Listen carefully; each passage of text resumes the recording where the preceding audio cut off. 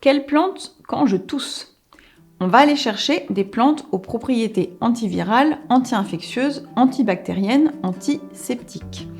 Et là, vous les connaissez déjà, c'est l'eucalyptus, l'hysope, l'origan, le pin sylvestre ou le bien connu thym.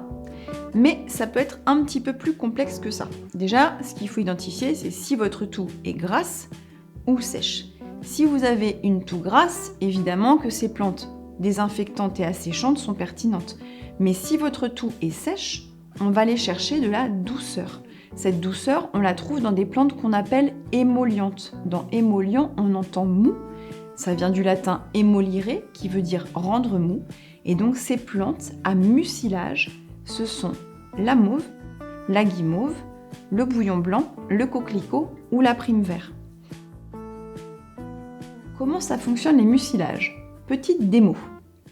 Donc là, j'ai pris des graines de chia ou de chia parce qu'elles sont réputées pour justement contenir des mucilages.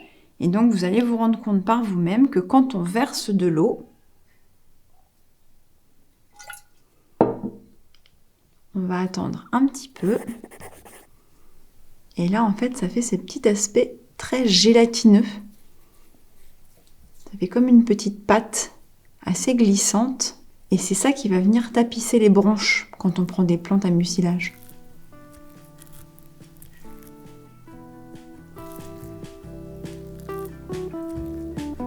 Quand votre toux est grasse, ce qu'il faut comprendre, c'est le message que ce symptôme toux vous envoie de la part de votre corps. Les poumons, ce sont un organe filtre, un émonctoire, qui sont chargés d'évacuer des saletés qui sont accumulées dans votre corps. Donc là, on va essayer de comprendre plus précisément, pour une stratégie individualisée, ce qui se passe dans votre corps et pourquoi cet excès de mucosité. Donc, on pourra après ça adapter la stratégie avec des plantes un petit peu plus subtiles, un mélange un petit peu plus adapté. Par exemple, l'aunée officinale, le marrube blanc, le plantain, la pulmonaire ou le tussilage. Ensuite, si vous souhaitez en savoir plus sur ces plantes par vous-même, vous pouvez consulter la très bonne chaîne de Christophe Bernard, Altea Provence, qui vous donne toutes les propriétés sur chaque plante, et puis la chaîne du botaniste Christophe de Haudy, qui s'appelle Chemin de la Nature, où là, vous pourrez aussi apprendre et les propriétés et à reconnaître les plantes par vous-même.